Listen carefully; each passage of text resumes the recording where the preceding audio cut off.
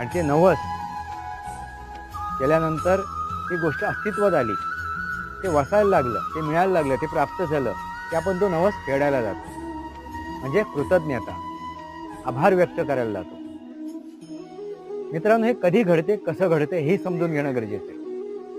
मग त्या मूर्तीकडून मिळते का? मित्रांनो, त्या मूर्तीतून ती गोष्ट प्राप्त होते का?